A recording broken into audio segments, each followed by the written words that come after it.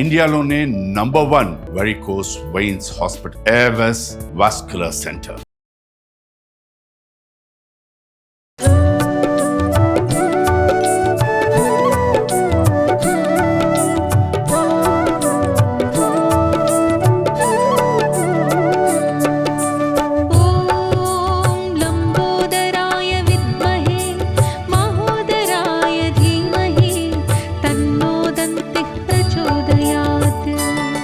AVC hospital సమర్పించు Vinayaka Chavithi special ఎపిసోడ్కి స్వాగతం.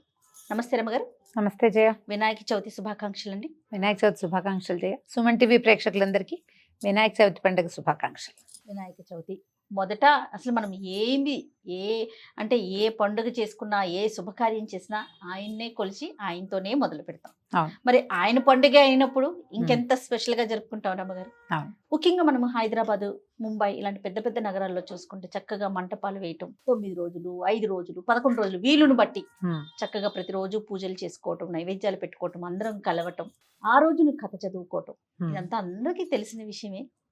మరలా మనం ఏ సంవత్సరానికి ఆ సంవత్సరమే కదా ఏటా చేసుకుంటాం, ఏటా చెప్పుకుంటాం మన ఇద్దరం కూడా. మరి ఈ సంవత్సరం వినాయక చవితిని మీరు ఎలా జరుపుకోబోతున్నారు? 21 పత్రితోటి, 21 రకాల పత్రి గరికతోటి కుడుంలో ఉండ్రాళ్ళు నైవేద్యం పెట్టి ఎప్పట్లాగా. ఇప్పుడు ఎంత వేషమైనా వేయచ్చు, పూజని మార్చకూడదు కదా. కరెక్ట్ కదా రమ్మగారు. పూజని మార్చకూడదు, విధానం మారకూడదు. వాళ్ళెవరో చేసేవి, వీళ్ళెవరో చేసేవి, వాళ్ళు చేసింది ఏదో కలర్ఫుల్గా బాగుందని చేయకూడదు. మన ఇంటి విధానం ఏదుందో, పురాతన కాలం నుంచి మనకి ఏ పద్ధతి వస్తోందో అదే పద్ధతి. ఇప్పుడు మనదొక రకం. ఇప్పుడు ముంబై లాంటి ప్రాంతాల్లో అంటే మహారాష్ట్ర వాళ్ళకి గణపత్యం, అక్కడంతా కూడా గణపతి మతం నడుస్తుంది వాళ్ళకి. వాళ్ళు స్వామిని తెచ్చుకోవడం, ఇంటికి తెచ్చుకోవడం కూడా మేళతాళాలతో తీసుకొచ్చి మళ్ళా బిదాయి కూతురిని సాగనంపినట్టు అబ్బాయిని గణపతిని సాగనంపుతారు. వాళ్ళ విధానం వేరు, మనకొక విధానం ఉంది. మనం మట్టి గణపతిని పూజించే వాళ్ళం, ముందు నుంచి మట్టి గణపతిని పూజించుకోవాలి. ఏమి ఇదివరకు చేసేవాళ్ళమో అదే పంధాన్ని మనం పాటించాలి, అంతే. రోజు రోజుకి కాస్త ఓపిక తగ్గితే విధానం కొంచెం అంటే చేసే పద్ధతి ఏదైనా తగ్గించుకుంటామేమో కానీ కొత్త మెరుపులకు మాత్రం పోవద్దని మార్చద్దు. ఓపిక లేకపోతే తగ్గించుకోండి, ఓపుకున్నంతే చేయండి, ఎంత పట్టుకుంటే అంత మటుకు. ఎట్లా రమ్మగారు మీరు ఆ రోజే తెచ్చుకుంటారా? మేమైతే పండుగ రోజే ఉదయమే స్నానం చేసి వెళ్ళి వినాయకుడిని తెచ్చుకుంటాం. మా పద్ధతి కూడా అంతే చేయ. అంటే వినాయకుడు మన ఇంట్లో నిద్ర చేయకూడదు అంటాం, పూజింపబడ్డాక నిద్ర చేయొచ్చు, పూజకు ముందు నిద్ర చేయకూడదని ఉదయమే. మా ఊర్లలో ఏంటంటే, నా చిన్నప్పుడైతే మేము వడ్లబత్తుల వారిని ఉండేవారు. ఈ వడ్లబత్తులు అంటే, బత్తుడు అంటే కమ్మరి పని అది చేసేవారు. ఆయన ఏం చేసేవాడంటే, ఈ మట్టిని సాగదీసి అట్టు పెట్టుకుని ఒక చిన్న అచ్చు ఉండేది, పొద్దున్నే అచ్చు వేసి పెట్టేవారు సిద్ధంగా. మనం నిలబడే అచ్చు కూడా వేయించుకునేవాళ్ళం. మా ఊళ్ళో అందరూ ఏం చేసేవాళ్ళు కాదు, కొందరు మా ఇళ్లలో జరిగేది. మేము పూజ చేసుకునేవాళ్ళం, స్నానం చేయడం పరిగెత్తుకుంటూ వెళ్ళి తెచ్చుకునేవాళ్ళం. ఇప్పటికి కూడా మేము అదే పందా పాటిస్తున్నాం. మట్టి గణపతి ఆ రోజు ఉదయమే తెచ్చుకోవటం. మేము ఈ అలవాట్లు, పద్ధతులు ఇళ్లలో ఉండే విధానాన్ని బట్టి చేసుకోవటమే. ఈ వినాయకుడిని తెచ్చుకోవటం, ఆల్రెడీ తలంట్లు పోసేసుకుని సిద్ధంగా ఉన్నవాళ్ళు పాలవెల్లి కట్టడం. ఈ పాలవెల్లికి చక్కగా రకరకాల పువ్వులు, తర్వాత కొన్ని రకాల పళ్ళు, ఉమ్మెత్తకాయలు, వెలక్కాయలు, యాపిల్స్ కూడా కట్టేవాళ్ళం తర్వాత కాలంలో, ఒక అరటిపండు, ఇవన్నీ కట్టి వాటి కింద. ఉమ్మెత్తని పూజించడం ఒక మనం గణపతికే చూస్తాం కదా రమ్మగారు. అవును, ఉమ్మెత్త ఇంకెక్కడ వాడం, దాన్ని ముట్టుకోం కూడా మనం. జిల్లేడు, ఉమ్మెత్త ఈ రెండు ఇవాళే. వెలక్కాయలు కూడా ఇంకెక్కడ, ఎప్పుడు మన సాధారణంగా వెలక్కాయ రాదు, ఈ సమయంలోనే వస్తుంది. ఈ వెలక్కాయలు కట్టడం, అక్కడి నుంచి స్వామివారిని ఒకళ్ళు ప్రతిష్ఠ చేస్తూ ఉండి ఈ పూజ చేసుకునే విధానం మొదలు పెడితే, పెద్దవాళ్ళు ఎవరో ఒకళ్ళు కుడులు, ఉండ్రాళ్ళు, పాయసం అలాంటివి ఏవో చేసి ఆ నివేదన చేసేవాళ్ళు. ముఖ్యంగా ఉండ్రాళ్ళు. ఈ పూజ అయిపోతూ ఉంటే ఈ ప్రసాదం చివరికి అందించడం, ప్రసాదం నివేదన చేశాక అక్షింతలు పట్టుకుని ఎవరో ఒకళ్ళు కథ చెప్తున్నా చదువుతున్నా మిగిలిన వాళ్ళందరూ వినడం, కథాక్షింతలు తలా కాస్త వేసుకోవటం, ప్రసాదం అందరికి చక్కగా వినిమయం చేసుకోవటం. పొద్దున కథ విన్నాము, పూజ చేసుకున్నాం కాబట్టి సాయంకాలం చంద్రుని చూసినా పెద్ద ఇబ్బంది ఏం లేదు. ఈ పల్లెటూళ్ళలో అంటే ఎక్కువ మంది వినాయకుళ్ళు కనపడేవాళ్ళు కాదు. ఈ బందర్లో, మా చుట్టుపక్కల పెద్ద ఊళ్ళల్లో అవి చిన్నప్పుడు విన్నాం, కానీ మేము ఎప్పుడు అలా చేయలే. తర్వాత హైదరాబాద్ వచ్చాక ఆ అవకాశం 7 గణపతులను చూడాలని 7 ఇళ్ళకెళ్ళి అప్పుడు మరి ఇళ్లలో ఉండేవాళ్ళు. 7 ఇళ్ళకెళ్ళి 7 గణపతులను చూడాలని ఒక లెక్క. అందరి ఇళ్ళకి అలా ఇలా వెళ్ళి చూసి వచ్చేవాళ్ళు పిల్లలు. ఇప్పుడు హైదరాబాద్ లాంటి ఊళ్ళలో అయితే మనకేంటి మండపాలు వచ్చినాయి కదా, ఆ రోజున సాయంకాలం చల్లగా బయలుదేరి ఏడెనిమిది చోట్ల చుట్టుపక్కల మనకంతా మండపాలు వస్తాయి కదా, అని గణపతి పెండాల్స్ ఎక్కడెక్కడ ఉన్నాయో అక్కడికి వెళ్ళడం, గణపతిని చూసి నమస్కారం చేసుకోవటమే. మనకేంటంటే ఈ 9 రోజులు ఉంచుకుంటామా, 5 రోజులు ఉంచుకుంటామా, 3 రోజులు ఉంచుకుంటామా, పూజ మీద మనకున్న ఆస్థ, మనకున్న అవకాశం చేయాలిగా. ప్రతిరోజు పూజా విధానం జరుపుకోగలిగే ఆసక్తి ఉంటే చక్కగా పుస్తకాలు ఒకటి దేవుడి దగ్గర పెట్టుకునే వాళ్ళు, పీటకిచ్చేయటమే అన్ని పుస్తకాలు. మర్నాడు స్కూల్కి వెళ్ళే పని లేకపోతే మరీ హాయి. ఎలా ఫీల్ అయ్యే వాళ్ళం అంటే ఏ పుస్తకం ముందు పైన పెడితే అది బాగా వస్తుంది, ఇంకా తిరిగే లేదు, 100కి 100 వచ్చేసి అట్లా అనుకునే వాళ్ళు రమ్మగారు చిన్నప్పుడు. చిన్నతనం కదా, మనం అలా ఇప్పుడు పిల్లల్ని నమ్మించలేం, మనం నమ్మేవాళ్ళం చేయ ఏంటో. దేవుడు ముందు పెడితే చాలు అది పూర్తిగా వచ్చేసినట్టే వాళ్ళు. మనకు అసలు చెప్పేవాళ్ళు, వాళ్ళు చెప్పటం కాదు వినేవాళ్ళం, అది ఆ నమ్మకం ఉండేది. పైగా ఫ్రెండ్స్ చెప్పినా నమ్మేవాళ్ళం. మేము అలా పెట్టాం, మా అన్నయ్యకి అసలు ఈ మ్యాథ్స్ లో మార్కులే వచ్చేవి కాదు, లెక్కలు పోయేవి, కానీ గణపతి పుస్తకం దగ్గర పుస్తకం పెట్టి ఓంకారం రాశారు మా నాన్నగారు.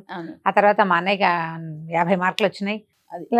స్వస్తి వేసుకునేవారు, స్వస్తికి వేసుకోవచ్చు, ఓంకారం వేసుకోవచ్చు, రాసుకోవచ్చు. దేవుడి దగ్గర పుస్తకాలు పెట్టి దండం పెట్టుకుంటే చదువు బాగా వస్తుందని. గణపతి ప్రఖ్యాతంగా జ్ఞానప్రదాత, బుద్ధి సిద్ధి బుద్ధి అంటారు కదా, బుద్ధి వస్తుంది. బేసిక్ పాయింట్ ఒకటి చెప్పాలి గణపతికి. ఇక్కడ గణపతి ఆరాధన వల్ల కుదురు వస్తుంది, మనుషులకి బ్యాలెన్స్ వస్తుంది. ఈ బ్యాలెన్స్ కుదురు గణపతి ఇస్తాడని చెప్పడానికి ప్రధానమైన కారణం ఏంటంటే, మానవ దేహంలో చక్రాలున్నాయి, షట్చక్రాలున్నాయి. షట్చక్రాల పైన సహస్రారం ఉంది, 7వ చక్రం, అది తల్లో జేజం అంటాం కదా, ఆమె పైన ఉందని.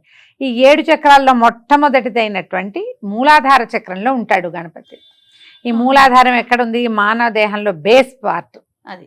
ఇక్కడ గనక సరైన ఆరాధన అర్చన జరిగితే కుదురు వస్తుంది. మిగిలిన చక్రాల తర్వాత ముందు అసలు కావాలి కదా మనకు కుదురు, అదే కదా. అందుకని మనం గుంజేళ్ళు తీస్తాము, ప్రదక్షిణాలు చేయిస్తారు. మొదట ఓంకారం అనగానే మనం శ్లోకం చెప్పుకుంటాం, శుక్లాంబరధరం అని చెప్తారు. నిజానికి అది పరతత్వాన్ని, పరమాత్మతత్వాన్ని బోధించేది, లేదా విష్ణువుని బోధించేది శుక్లాంబరధరం శ్లోకం. కానీ మనం ఏం చేస్తాము, వినాయకుడికే ప్రఖ్యాతంగా చెప్పుకుంటాం. అవును గారు, పరతత్వాన్ని బోధించేది పరమాత్మ యొక్క తత్వం, అది విష్ణువు కూడా దగ్గరగా ఉంటుంది. కానీ గణపతికి దాన్ని మనం అనుసంధానం చేసుకుని గణపతి శ్లోకంగానే చెప్పుకుంటాం. ఏదైనా పని మొదలు పెట్టాలి మొదటి శుక్లాంబరధరంతో మొదలు పెట్టుకుంటాం. గణపతి ఆరాధన మనకి కుదురుని, స్థిమితాన్ని ఇస్తుంది. ఆరాధన చేసుకోవాలి అంతే, ఎలా వస్తే అట్లా. ఇప్పుడు దీంట్లో కూడా ఒక లెక్క ఏం లేదు జయ, ఇంతే చెయ్యాలి ఇదే చెయ్యాలి లేదు. గణపతికి సింపుల్ నివేదనలు చేస్తాం, పెద్ద నూనె లేదు, నెయ్యి లేదు, హైరాన్ లేదు, మసాలాలు వేపుళ్ళు గంటల తరబడి పని లేదు. బేసిక్ విషయమే కదా. ఏమిటి? కుడుములు, ఉండ్రాళ్ళు అంతే. తర్వాత పూజకు కూడా నీకు 21 పత్రాలు దొరకలేదు, పువ్వులు లేవు, గడ్డి పోసలు పెట్టు చాలా, ఆయనకి గరిక పెట్టినా గణపతి ప్రసన్నుడవుతాడు. అంటే నీకు శ్రద్ధ కావాలి, శ్రద్ధతో నువ్వు గడ్డి సమర్పించిన భగవంతుడు ప్రసన్నుడవుతాడని చెప్పడం. మనకు అసలు మామూలుగా ఏం చెప్తారు, త్రిమూర్తుల తర్వాత గణపతే ప్రధానమైన వాడు, అంతే కదా. మనకి బ్రహ్మ విష్ణు మహేశ్వరుల తర్వాత అంత ఆరాధనీయుడు గణపతి. మన జీవనాధారం ఆయనే కాబట్టి ఆహారం కావాలి మనకి, పంటలకి దేవుడు ఈయన, సస్యదేవుడు అంటారు గణపతి. అందువల్ల మనం గణపతి ఆరాధన తప్పకుండా చేసుకోవాలి, అలవరుచుకోవాలి. దండం పెట్టుకో కనీసం కదా, అంతే. ఎన్ని రకాల సమస్యలో తీరుస్తాడు గణపతి.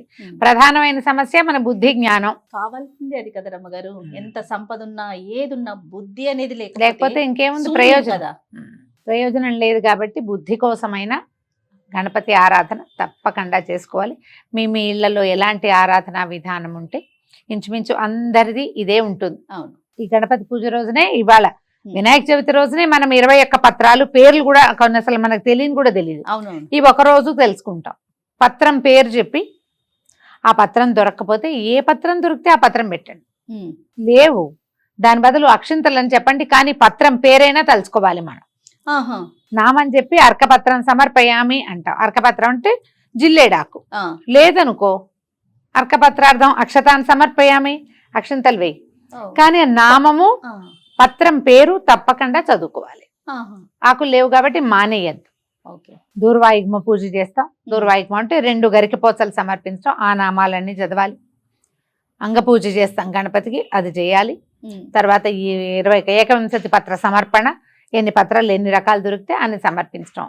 ఏది దొరకలేదు దానికో నమస్కారం, నామం మాత్రం తప్పకుండా చెప్పుకుని పూజ జరుపుకుంటే చక్క కుడుములు ఉండ్రాళ్ళు చేసి కొద్దిగా పాయసం చేసి గారెలు బూర్లు ఏం అక్కర్లే గణపతికి. ఇవి ఉంటే తర్వాత ఏదైనా పళ్ళు గిళ్ళు పనస నారికేలాది జంబూ ఫలాలు పెట్టాలట. పనస అందుకని పనస దొరకపోతే పంపర పనాస పెట్టుకుంటాం మనం. నారికేలం అంటే కొబ్బరికాయ, జంబూ ఫలం అంటే నేరేడు పళ్ళు. నేరేడు పళ్ళు వర్షాకాలం దొరుకుతాయి, అది పెట్టుకోవచ్చు. మన ఇష్టం, మన అవకాశం. ఏది ఉన్నా సరే ఆయనకి సమర్పించుకోవాలి. పళ్ళైనా సమర్పించి పూజ ముగించుకుంటే సరిపోతుంది. రైట్ రమ్మ గారు. తర్వాత కథ చదువుకోవటం. ఇందులో మన సాధారణంగా వ్రతాలు అన్నిట్లలో కూడా వ్రత కథ చదవటం ఒక విధానం కనపడుతుంది. వినాయక వ్రత కల్పనలో ప్రఖ్యాతంగా చెప్పబడేది కథే. పూజ చేతొచ్చినట్టు చేస్తారు. ఈ కథ చదువుకుంటే సమంతకోపాఖ్యానము అవి చదవటం వల్ల ఏంటంటే ఆ రోజు రాత్రి చవితి చంద్రుణ్ణి చూస్తే వచ్చే నీలాప నిందలు రాకుండా ఉంటాయని. ఎందుకంటే మనం కృష్ణుడి గాథ చెప్పుకుంటాం, ఆయన ఎట్లా తన ఇబ్బందిని పోగొట్టుకున్నాడు ఈ కథలో వింటాం. కాబట్టి అక్షతలు స్వామివారికి సమర్పించి కథ విని శ్రద్ధగా కొన్ని అక్షంతలు మిగిల్చుకుని ఆ అక్షతలు కనుక తల మీద వేసుకుంటే ఎవరు కథ వినలేదో వాళ్ళకి కనీసం అక్షతలైనా వేయండి అంటారు. కానీ కథ వినడమే ఇంపార్టెంట్ అని నేనైతే భావిస్తాను. ఖచ్చితంగా ఒట్టి కథాక్షంతలు వేసుకుంటే మీకేదో వచ్చేస్తుంది అనుకోవద్దు, వినటానికి ప్రయత్నం చేయాలిగా. కథ వినటానికి ప్రయత్నం చేయాలి. సొంతంగా చదువుకోండి, ఎవరైనా చదివితే వినండి, చెప్తే వినండి. అయితే ఈ సంవత్సరం మన సుమన్ టీవీ ప్రేక్షకుల కోసం మీ ద్వారా ఆ కథని అందించాలనుకుంటున్నాను రమ్మ గారు. నేను చేద్దాం. పూర్తి కథా విధానం కూడా మీ విధానంలో మనం చూపిద్దాం. అలాగే. సో ఆ అక్షంతల్ని సాయంత్రం వేసుకోవటం, అప్పుడే పూజ అవుతూ ఉండగానే అక్షతలు వేసుకోవటం, తర్వాత ప్రసాద్ స్వీకారం చేసేసుకోవటం.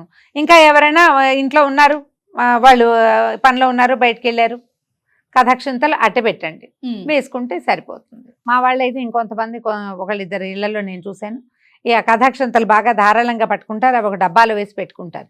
ఎక్కడికైనా పని మీద వెళ్ళేటప్పుడు ఆ వినాయక చవితి అక్షంతలు 2 నెత్తి మీద వేసుకుని వెళ్తే పని అవుతుందని నమ్ముతారు. నమ్మకాలు మంచిది కదండి, నమ్మకం. కాబట్టి మీరు ఎట్లా అవకాశం ఉంటే అలా చేసుకో. మనం రాముల వారి కూడా చూడండి అక్షతలు దాచుకుంటాం, కళ్యాణ అక్షతలు దాచుకుంటాం, కళ్యాణ అక్షతలు. సో ఈ విధానాన్ని పాటించాలి. అంతే. రైట్ రమ్మ గారు, మరొకసారి వినాయక చవితి శుభాకాంక్షలు అండి. మరొకసారి సుమన్ టీవీ ప్రేక్షకులందరికీ వినాయక చవితి శుభాకాంక్షలు.